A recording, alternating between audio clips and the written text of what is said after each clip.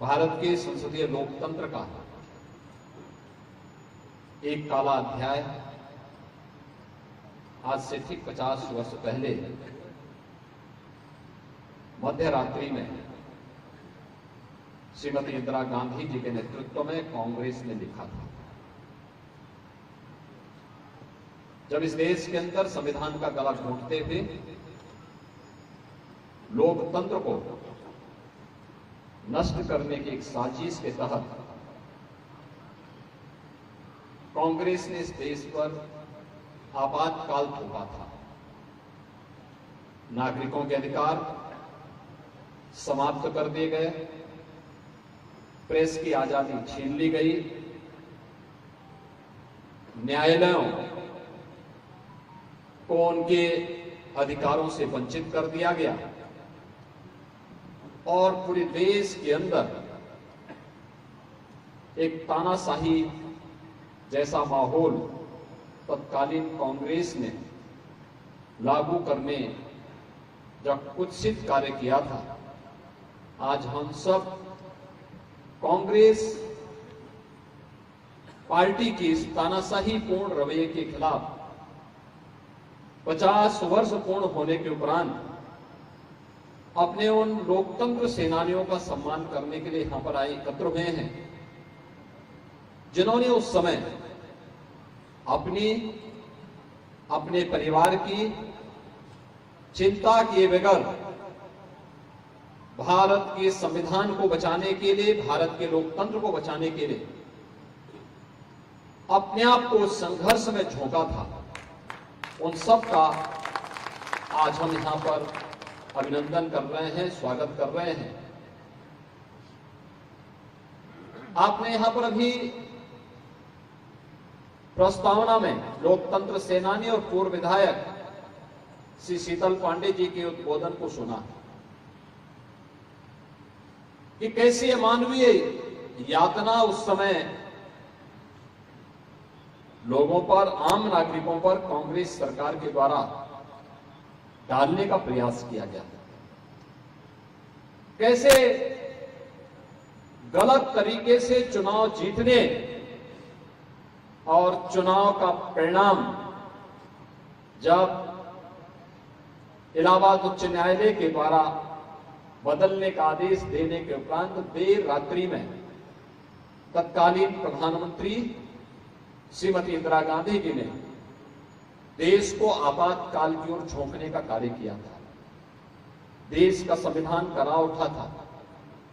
लोकतंत्र तड़प रहा था, मौलिक अधिकार समाप्त कर दिए गए थे और भारत के अंदर अव्यवस्था और अराजकता का एक माहौल पैदा करने का कार्य कांग्रेस की सरकार ने किया। कांग्रेस ने आज से 50 वर्ष पहले आपातकाल थोपा। यह लोकतंत्र और संविधान को कुचलने की एक पराकाष्ठा थी। ऐसा नहीं कि कांग्रेस ने आजादी के तत्काल बाद लोकतांत्रिक मूल्यों का सम्मान किया हो। जब भी कांग्रेस को अवसर मिला, कांग्रेस ने लोकतंत्र का गला घोंटने से कभी कोई परहेज नहीं किया। याद करिए, देश की अखंडता को बनाए रखने के लिए भारत के जिस संविधान ने हम सबको एक व्यवस्था दी और स्वतंत्र भारत में जिस संविधान के माध्यम से हम संपूर्ण भारत को एकता और एकात्मता के सूत्र में, इस भारत के लिए जो संविधान हमें प्राप्त हुआ था, आजादी के कुछ ही यानी संविधान लागू होने के कुछ ही दिनों के बाद कांग्रेस की तत्कालीन सरकार ने धारा 370 जबरन भारत के संविधान में डाल करके भारत के अंदर आतंकवाद की नींव डालने का काम किया था। याद करिए, अगर भारत के संविधान में धारा 370 जैसे आर्टिकल नहीं आते तो भारत के अंदर जो आतंकवाद लंबे समय तक भारत को डसता रहा, हजारों लोग इसके शिकार हुए, लाखों लोगों को अपनी मातृभूमि से विस्थापित होने के लिए मजबूर होना पड़ा। बहनों और बेटियों के साथ किस प्रकार के मानवीय बर्बर अत्याचार कश्मीर के अंदर हुए, ये किसी से छुपा हुआ नहीं है। लेकिन कांग्रेस ने अपने राजनीतिक स्वार्थ के लिए तुष्टीकरण की हदों को पार करते हुए उस समय धारा 370 को डाल करके उसी समय से प्रारंभ कर दिया था। 1947 यानी 1950 में संविधान लागू होने के बाद से लेकर के 2014 तक कांग्रेस नेतृत्व की सरकार ने देश के संविधान में एक बार नहीं, दो बार नहीं, 75 से अधिक बार संशोधन प्रस्तुत करके अपने स्वार्थों की पूर्ति करने का प्रयास किया। कांग्रेस का कभी लोकतंत्र पर विश्वास नहीं था। आपने देखा होगा संविधान की धारा 356 का दुरुपयोग करते हुए राज्यों में सरकारों को 90 से अधिक बार बर्खास्त, अनैतिक तरीके से बर्खास्त करने का कार्य कांग्रेस ने किया और लगातार देश के अंदर अव्यवस्था, अराजकता का माहौल पैदा करके अस्थिरता की ओर देश को धकेलने का काम कांग्रेस करती रही। संवैधानिक संस्थाओं को अपना मोहरा बनाती रही, अराजकता फैलाती रही, अव्यवस्था का शिकार बनाती रही और देश कांग्रेस के इस तानाशाही पूर्ण रवैये के खिलाफ जिस तरीके से उस समय लड़ा था 1975 के बाद 1975 उसका एक उदाहरण है। जब अटल बिहारी वाजपेयी जी को, जयप्रकाश नारायण जी को, मोरारजी देसाई जी को, श्री लालकृष्ण आडवाणी जी को, देश के उन सभी बड़े नेताओं को देर रात्रि में ही गिरफ्तार करके जेल के अंदर डाल दिया गया।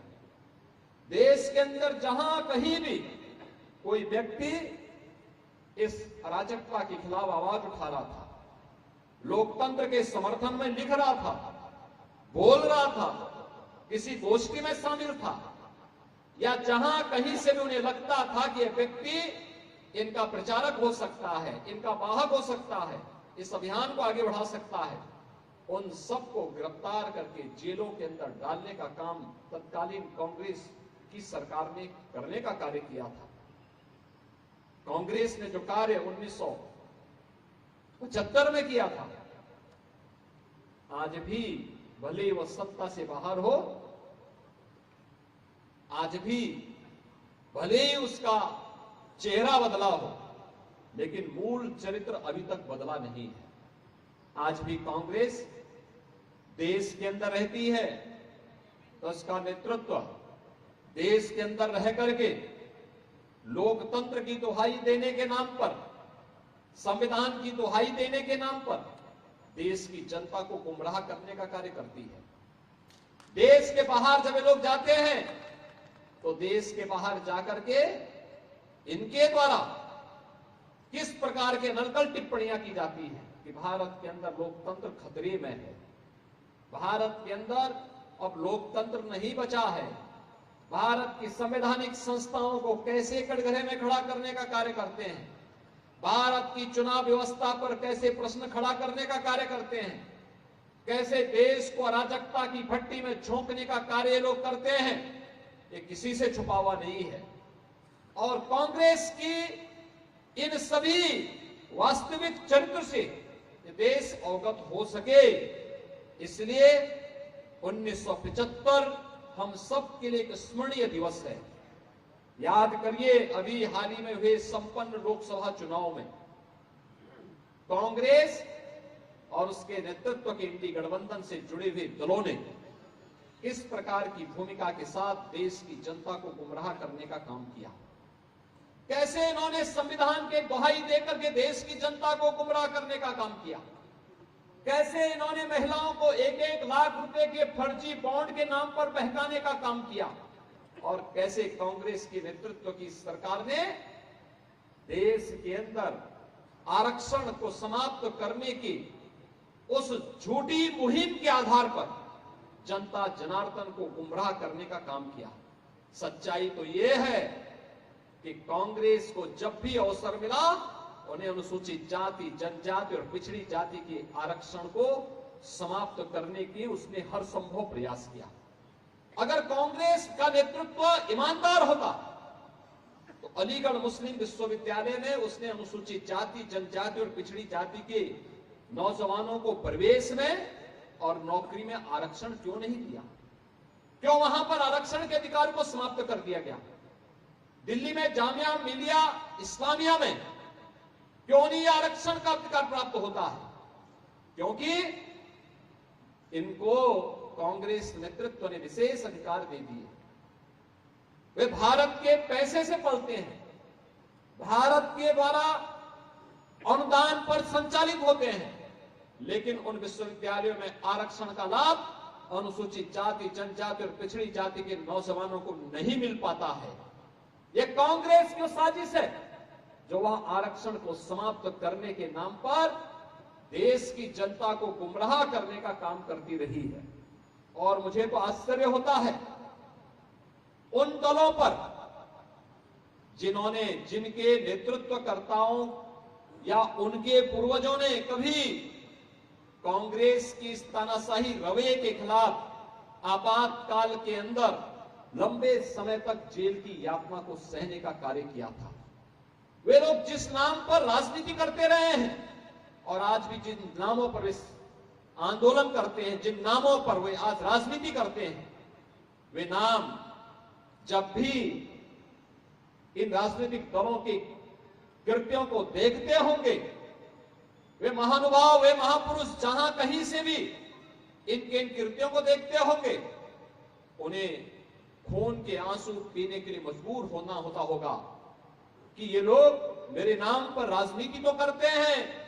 लेकिन उसी कांग्रेस की गोदी में बैठ करके भारत के लोकतंत्र को कमजोर करने का ये कार्य कर रहे हैं। ये अवश्य उनकी आत्मा कहती होगी, जिस कांग्रेस ने देश के संविधान का गला घोंटने का कार्य किया था, जिस कांग्रेस ने भारत के लोकतंत्र को कमजोर करने का काम किया था, भारत के लोकतंत्र को पूरी तरह तहस-नहस करने का काम किया था, और कांग्रेस लगातार यह कार्य करती रही। आज इंडी गठबंधन के नाम पर इन्होंने देश के साथ कितना बड़ा धोखा किया है, बंधुओं, यह किसी से छुपा हुआ नहीं है। और इसीलिए आज जब हम यहां पर अपने लोकतंत्र सेनानियों का सम्मान करने के लिए आए हैं, हम सबको इस बारे में अवश्य विचार करना होगा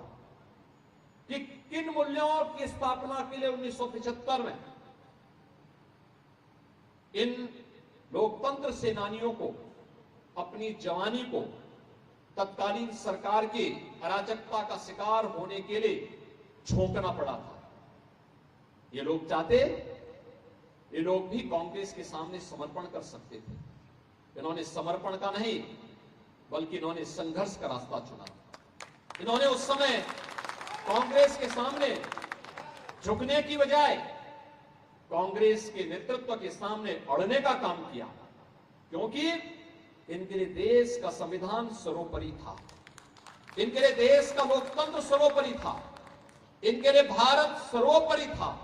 और भारत के मूल्यों की स्थापना के लिए, जिन मूल्यों के लिए देश के स्वतंत्रता संग्राम सेनानियों ने आजादी की लड़ाई लड़ी थी, भारत को स्वाधीन करने, मौलिक अधिकारों को बहाल करने, इन सभी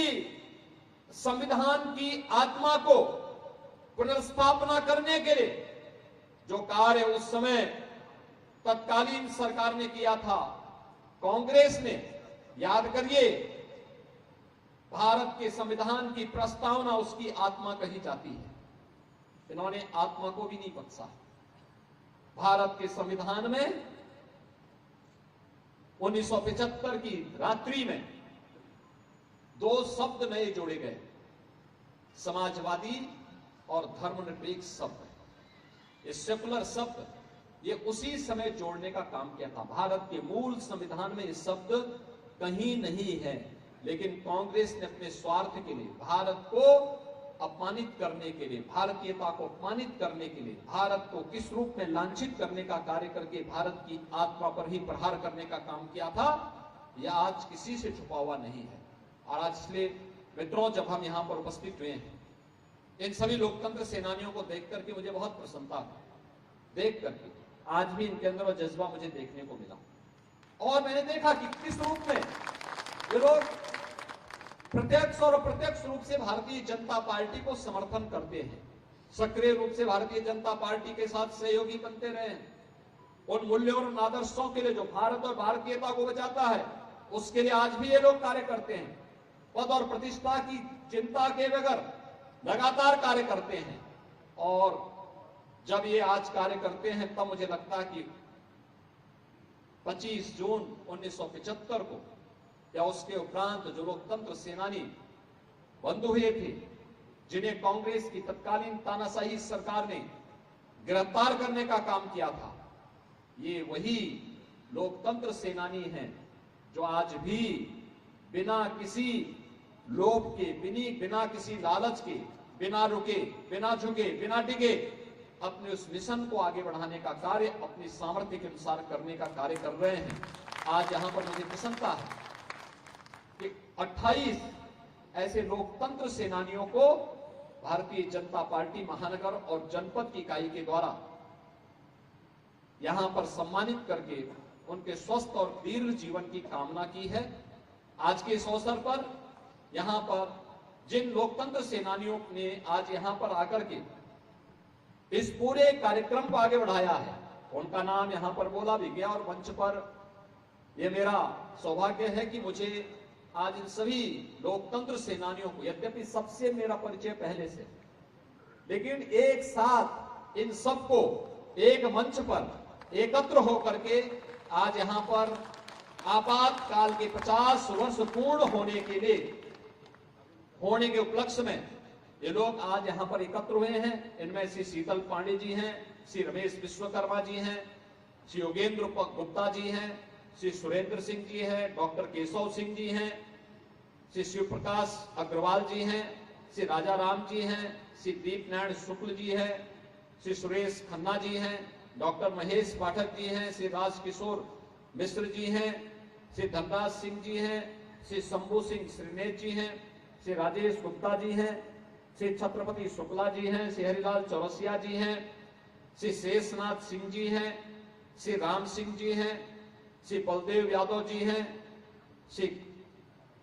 कृष्ण गुप्ता जी हैं, श्री नागेंद्र सिंह जी हैं, श्री रामेश्वर सिंह जी हैं, श्री नरेंद्र यादव जी हैं, श्री लालजीत सिंह जी हैं, श्री अभिमन्यु शाही जी हैं, श्री हेमंत सिंह जी हैं, विनय प्रणाचार्य जी हैं, अभय पांडे जी, श्री अभिमन्यु सिंह जी, श्री राम नरेश जी, ये सभी 28 लोकतंत्र सेनानी एक साथ यहां पर एकत्र होकर के लोकतंत्र को बचाने के उस समय के किए गए संघर्षों का स्मरण करते हुए आज यहां पर हम सबके सामने उपस्थित हुए हैं। मैं इस अवसर पर इन सभी लोकतंत्र सेनानियों का हृदय से अभिनंदन करता हूं, इनका स्वागत करता हूं, इनके स्वस्थ और दीर्घ जीवन की कामना भी करता हूं और उन्हें इस बात के लिए आश्वस्त भी करता हूं कि भारतीय जनता पार्टी नेतृत्व की एनडीए सरकार राज्य के अंदर भी और केंद्र के अंदर भी, ये दोनों सरकारें आपके साथ हर समय हर प्रकार से खड़ी है। आपके हितों के लिए, आपके संघर्षों के लिए, आपके मूल्यों के लिए निरंतर कार्य करने के लिए पूरी तत्परता के साथ कार्य कर रही है। बहनों और भाइयों, हम सब इस बात को जानते हैं, लोकतंत्र या संविधान को खतरा उन दलों से हमेशा रहा है जिन दलों ने देश के अंदर तानाशाही को जन्म दिया है, परिवारवाद को जन्म दिया है, जातिवाद और क्षेत्रवाद की राजनीति को बढ़ावा देकर के देश को तुष्टीकरण की आग में झोंकने का काम किया है और ये लगातार हुआ है। आपने देखा होगा देश के अंदर 1947 में देश आजाद होता है। आजाद होने के बाद देश के संविधान को बनने में जो समय लगा, 26 जनवरी 1950 को भारत ने अपने संविधान को लागू कर दिया। 1952 में पहला आम चुनाव होता है और उसके उपरांत जिस प्रकार के पद पद पर संघर्ष का एक लंबा कालखंड हम सबके सामने है। डॉक्टर श्यामा प्रसाद मुखर्जी का बलिदान हम में से कोई विस्मृत नहीं कर सकता। ये भी कांग्रेस की कुत्सित तानाशाही के खिलाफ किया गया पहला बलिदान था, जहां पर उन्होंने एक नारा दिया था कि एक देश में दो विधान, दो प्रधान और दो निशान नहीं चलेंगे, नहीं चलेंगे, और इसके खिलाफ एक व्यापक आंदोलन खड़ा हुआ था। आज आप देख रहे होंगे कांग्रेस को यह बात अच्छी नहीं लगी कि डॉक्टर श्यामा प्रसाद मुखर्जी के उस सपने को साकार करने का कार्य प्रधानमंत्री मोदी जी के नेतृत्व की भारतीय जनता पार्टी की एनडीए सरकार कर रही है। और जब मोदी जी के नेतृत्व में कश्मीर में धारा 370 समाप्त करके कश्मीर को देश की मुख्य धारा के साथ जोड़ने का काम हुआ, ये कांग्रेस नेतृत्व की सरकार इसको कैसे स्वीकार कर सकती थी? और स्वाभाविक रूप से इन्होंने तभी से एक प्रयास प्रारंभ किया, और उस प्रयास का हिस्सा है कि देश के अंदर गुमराह करने के लिए विदेशी ताकतों का सहारा लेना, देश के अंदर अलग अलग तबके को पहले बांटने की कुत्सित चेष्टा करना, संविधान खतरे में है का एक झूठी अफवाह फैलाने का काम करना, आरक्षण समाप्त करने का काम हो रहा है, इसके नाम पर गुमराह करने का कार्य करना, यह कांग्रेस की उसी कुत्सित चेष्टा का हिस्सा था। और इसके वे सभी मास्टरमाइंड जो इसके हिस्से थे, वे लगातार इसके बारे में देश की जनता को गुमराह करते रहे। और जिन लोगों ने, जिनके पूर्वजों ने, जिन आज की उन पार्टियों ने जो इंडी गठबंधन के अंदर कांग्रेस को आज सपोर्ट कर रहे हैं, समर्थन कर रहे हैं, इनके संस्थापकों ने कभी कांग्रेस के खिलाफ लोकतंत्र को बचाने के लिए उस मुहिम का हिस्सा बनकर के जिस आंदोलन के उपस्थित थे, आज उसी आंदोलन को कुचलने का कार्य ये दल कांग्रेस की गोदी में बैठ करके कर रहे हैं। आज जब हम लोकतंत्र के इन सेनानियों के सम्मान के साथ कांग्रेस के द्वारा 25 जून 1975 में लिखे गए आपातकाल के इस काले अध्याय की निंदा कर रहे हैं, उन यातनाओं का स्मरण कर रहे हैं, हमें स्वाभाविक रूप से हमेशा इस बात के लिए सचेत रहना होगा। यह कोई घटना या कोई इतनी बड़ी आपदा आई थी देश पर, वह विस्मृत करने के लिए नहीं, वह वर्तमान को और भावी पीढ़ी को जागरूक करने के लिए भी है। हम आने वाली पीढ़ी को बताएं, क्योंकि 1975 जो पीढ़ी आज वर्तमान में कार्य कर रही है, सक्रिय भूमिका में है, इनमें से कोई भी इस बात का स्मरण कर नहीं पाएगा कि क्या 50 वर्ष पहले इस प्रकार की घटना भी घटित हुई होगी। यद्यपि इन सरकारों की तानाशाही पूर्ण रवैया अलग अलग समय में किस रूप में देखने को मिली थी, ये किसी से छुपा हुआ नहीं, लेकिन सामान्य नागरिक अपने स्वयं के कार्यों में व्यस्त रहने के कारण वह अक्सर इन बातों को विस्मृत कर देता है। और इसीलिए वर्तमान और भावी पीढ़ी को हम बता सकें कि देश के संविधान को खतरा, देश के लोकतंत्र को खतरा ये कांग्रेस से है, कांग्रेस के इंडी गठबंधन से है, उनके सहयोगियों से है, जिनका लोकतांत्रिक मूल्यों पर कोई विश्वास नहीं है, जो कभी ईवीएम को कटघरे में खड़ा करते हैं, कभी भारत के चुनाव आयोग को कटघरे में खड़ा करते हैं, कभी भारत की चुनाव प्रक्रिया पर प्रश्न खड़ा करते हैं, बीच चुनाव के बीच में कथित बुद्धिजीवियों से पत्राचार करवा करके, मेमोरेंडम दे करके भारत की लोकतांत्रिक प्रणाली को बदनाम करने का कार्य करते हैं। आज यह अवसर हम सबको न केवल स्मरण करने के लिए है, बल्कि वर्तमान और भावी पीढ़ी को इन सब बातों के प्रति जागरूक करने के लिए भी आवश्यक है। और मुझे लगता है कि हम में से हर व्यक्ति को जनता जनार्दन के बीच में जाकर के कांग्रेस और उनके सहयोगियों के इन कुत्सित चेष्टाओं के बारे में उन्हें अवगत कराने की आवश्यकता है, उन्हें बताने की आवश्यकता है कि नहीं, लोकतंत्र और संविधान को खतरा अगर किसी से है तो कांग्रेस और उसके सहयोगी दलों से है। किस प्रकार का झूठ का सहारा अभी हाल ही में संपन्न हुए लोकसभा चुनाव में इन्होंने लिया था। कैसे लिया था, गांव गांव में जाकर के इन्होंने खाई पाटने का, किस प्रकार से खाई चौड़ी करने का काम किया था, कैसे लोगों को गुमराह करने का काम किया था, कैसे ये लोगों को बता रहे थे कि देखिए देश का संविधान खतरे में, किस तरीके से गुमराह करने का काम कर रहे थे, कैसे आरक्षण के नाम पर इन लोगों ने देश की जनता को गुमराह किया। हम इन सभी तथ्यों से आम जनता जनार्दन को अवगत करा पाएंगे तो आने वाले समय में लोकतंत्र को बचाने के लिए मुझे लगता है कि किसी भी नौजवान को अपनी जवानी होम नहीं करनी पड़ेगी, बल्कि वह भी अपने उज्जवल भविष्य के सपने को बुन करके अपना भविष्य उज्जवल और मंगलमय बना पाने में सफल हो पाएगा। आज के इस अवसर पर मैं एक बार फिर से इन सभी लोकतंत्र सेनानियों का यहां पर गोरखपुर में हृदय से इनका अभिनंदन करता हूं, इनका स्वागत करता हूं, इनके स्वस्थ और दीर्घ जीवन की कामना करता हूं।